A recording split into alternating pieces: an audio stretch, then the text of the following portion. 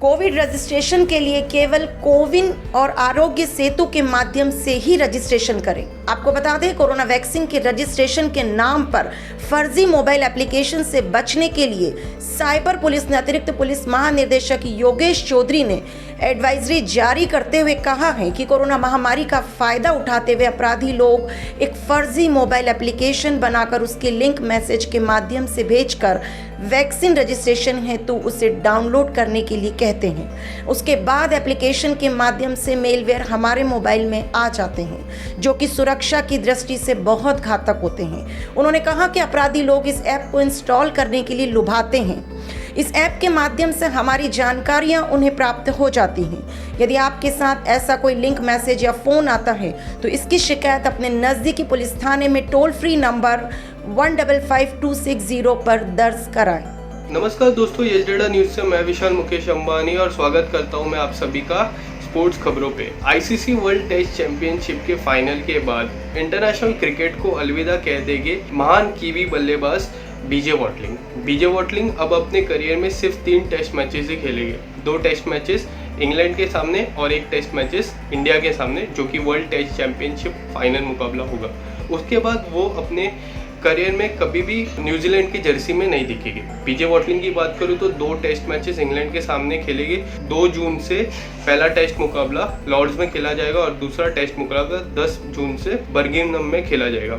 और तीसरा test matches जो वो खेलने वाले हैं वो ICC World Test Championship final 18 June से साउथहैम्पटन में खेला जाएगा। बीजे वॉटलिंग के करियर की बात करूँ तो बीजे वॉटलिंग ने करियर में अब तक 73 टेस्ट मैचेस खेले हैं, जिसमें से 3773 रन स्कोर किए।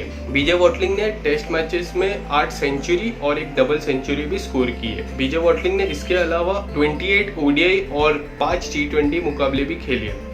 बीजे वॉटलिंग की तुलना महान विकेटकीपर बल्लेबाज एडम गिलक्रिस्ट और इंग्लैंड के महान विकेटकीपर बल्लेबाज मैट प्रायर से की जाती थी। कोरोना कर्फ्यू के दौरान बाजार बंद के मद्देनजर गरीबों व बेसहारों के लिए थाना एमपी नगर के उप निरीक्षक RK मिश्रा ने मानवता का परिचय देते हुए आज दोपहर प्रेस कॉम्प्लेक्स, अर्जुन नगर, राजीव नगर, बोर्ड ऑफिस आदि क्षेत्रों में गरीबों एवं बेसहारों को खाद्य सामग्री वितरित की तथा बच्चों को ब्रेड एवं बिस्किट के पैकेट भी दिए। वहीं दूसरी ओर थाना अरेरा हिल्स क्षेत्र के थाना प्रभारी की पहल पर भीमनगर बस्ती एवं वल्लभ नगर में भी जरूरतमंद लोगों को भोजन के पैकेट वितरित किए गए। इसी के साथ पुराने भोपाल में मध्य से विधायक आरिफ मसूद ने भी कैंप लगवाकर सर्दी खांसी के उपचार में काम आने वाले 22,000 रुपये के जोशिंदा के पैकेट भी वितरित किए। स्वयं के खर्चे से बल्कि उन्होंने वितरित किए। इस कैंप में यूनानी डॉक्टरों की सेवाएं भी प्रदान की गई। कोरोना संक्रमण से जिन परिवार से पिता का साया उठ गया है उन्हें दी जाएगी पेंशन। जी आपको बता दें, मध्य प्रदेश के मुख्यमंत्री शिवराज सिंह चौहान ने कहा है कि ऐसे बच्चे जिनके ऊपर से पिता का साया उठ गया एवं उनके परिवार में कोई कमाने वाला नहीं बचा है, ऐसे परिवार को प्रतिमाह 5,000 रुपये की पेंशन राज्य सरकार द्वारा दी जाएगी। कोरोना महामारी ने कई परिवारों को तोड़ के रख दिया है। कई परिवार ऐसे हैं जिनके बुढ़ापे की लाठी के सहारे छिन गए और कुछ परिवार ऐसे हैं जिनमें मासूम बच्चों के सिर से अपने पालक, अपने पिता, अभिभावक का साया उठ गया है। ऐसे बच्चों के सामने अब जीवन यापन की समस्या उठ खड़ी हुई है और इसलिए हमने फैसला किया है कि ऐसे बच्चे जिनके परिवार से पिता का साया उठ गया, कोई कमाने वाला नहीं बचा, ऐसे परिवारों को 5,000 रुपये प्रति माह पेंशन दी जाएगी ताकि बच्चों को जीवन यापन के लिए परेशान ना होना पड़े। ऐसे सभी बच्चों के शिक्षा का निःशुल्क प्रबंध किया जाएगा ताकि वो अपनी पढ़ाई लिखाई जारी रख सके। पहले तो बहुत बहुत स्वागत है यस डेटा न्यूज़ चैनल में, और बताइए आप कैसे हो? बहुत अच्छे। और आपकी शॉर्ट मूवी आने वाली है वर्क फ्रॉम होम, तो उसके बारे में बताइए। तो बेसिकली ये कॉन्सेप्ट जो है वो ये है कि मतलब जो मेरा एक छोटा सा फ्रस्ट्रेशन था कि जब से ये वर्क फ्रॉम होम शुरू हुआ है, तो ये बेसिकली ये कहानी उसके बारे में है कि जो चैलेंजेस हम लोग सब फेस करते हैं घर पे काम करने से, वो ये चैलेंजेस बहुत रिलेटेबल और बहुत शॉर्ट फॉर्म में एक लाइट मैनर में आगे लेके आए। ये जो आपके घरों में हो रहा है, हमारे घरों में हो रहा है, वही दिखाया गया है। इसे आप देखेंगे तो आप बहुत इजीली रिलेट कर पाएंगे। तो इसके शूटिंग के बारे में मैं जानना चाहता हूँ कि ये कौन से जगहों पे इसकी शूटिंग की गई थी। सिर्फ घर में शूट किया गया, हमने अपने घर पे शूट किया है, और जो हमारे दोस्त है गुरमीत अभिना, उन्होंने अपने घर पे शूट किया है, ऋषिना ने अपने घर पे शूट किया है, रितिका ने अपने घर पे शूट किया है। तो सब लोग ने अपने घर पे शूट करके फिर हम लोग ने एडिट करा के इसको।